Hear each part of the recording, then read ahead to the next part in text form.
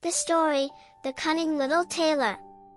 There was once on a time a princess who was extremely proud. If a wooer came, she gave him some riddle to guess, and if he could not find it out, he was sent contemptuously away. She let it be made known also that whosoever solved her riddle should marry her, let him be who he might.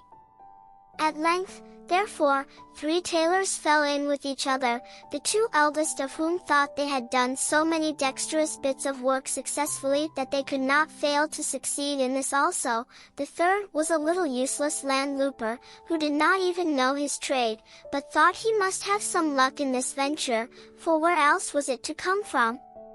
Then the 2 others said to him, "Just stay at home, thou canst not do much with thy little bit of understanding."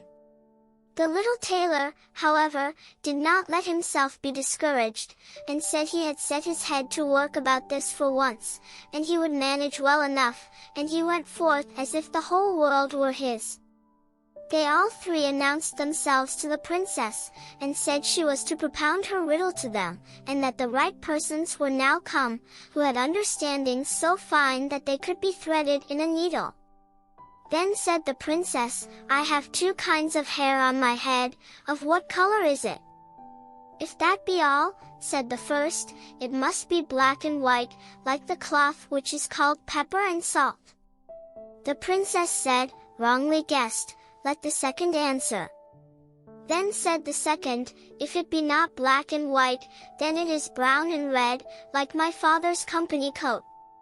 "Wrongly guessed," said the princess, "let the third give the answer, for I see very well he knows it for certain."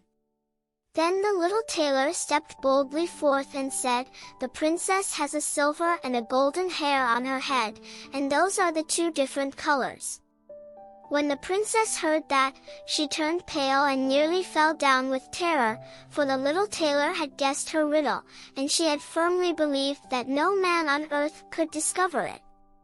When her courage returned, she said, "Thou hast not won me yet by that, there is still something else that thou must do. Below, in the stable is a bear with which thou shalt pass the night, and when I get up in the morning, if thou art still alive, thou shalt marry me." She expected, however, she should thus get rid of the tailor, for the bear had never yet left anyone alive who had fallen into his clutches. The little tailor did not let himself be frightened away, but was quite delighted, and said, "Boldly ventured is half won." When therefore the evening came, our little tailor was taken down to the bear. The bear was about to set at the little fellow at once, and give him a hearty welcome with his paws. "Softly, softly," said the little tailor, "I will soon make thee quiet." Then quite composedly, and as if he had not an anxiety in the world, he took some nuts out of his pocket, cracked them, and ate the kernels. When the bear saw that, he was seized with a desire to have some nuts too. The tailor felt in his pockets, and reached him a handful. They were, however, not nuts, but pebbles. The bear put them in his mouth, but could get nothing out of them, let him bite as he would.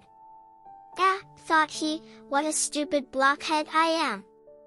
I cannot even crack a nut," and then he said to the tailor, "Here, crack me the nuts." "There, see what a stupid fellow thou art," said the little tailor, "to have such a great mouth, and not be able to crack a small nut." Then he took the pebble and nimbly put a nut in his mouth in the place of it, and crack, it was in 2. "I must try the thing again," said the bear. "When I watch you, I then think I ought to be able to do it too." So the tailor once more gave him a pebble, and the bear tried and tried to bite into it with all the strength of his body. But no one will imagine that he accomplished it. When that was over, the tailor took out a violin from beneath his coat, and played a piece of it to himself. When the bear heard the music, he could not help beginning to dance, and when he had danced a while, the thing pleased him so well that he said to the little tailor, "Hark you, is the fiddle heavy? Light enough for a child." Look, with the left hand I lay my fingers on it, and with the right I stroke it with the bow, and then it goes merrily, hop sa vivalalera.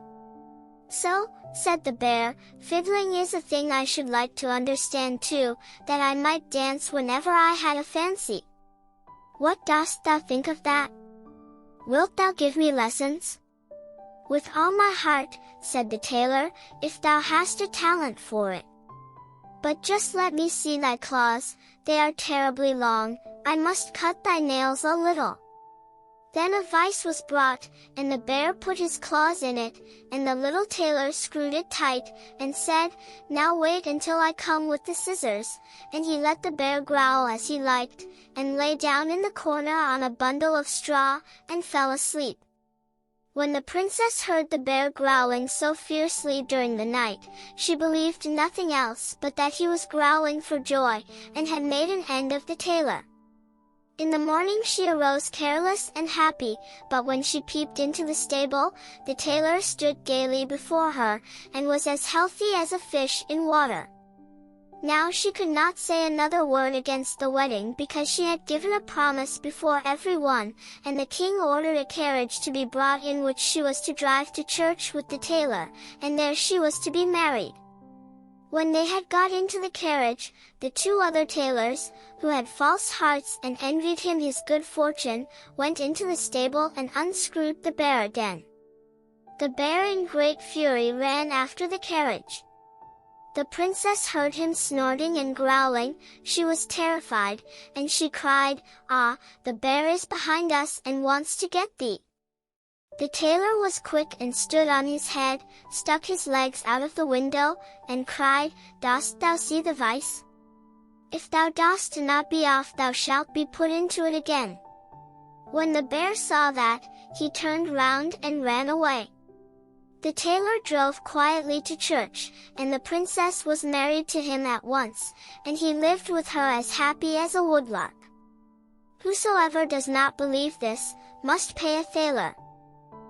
Immerse yourself in the elegance of StorySoundsHub. Subscribe and show some love with us. Join a refined community for a weekly dose of magical audio adventures. Join a refined community.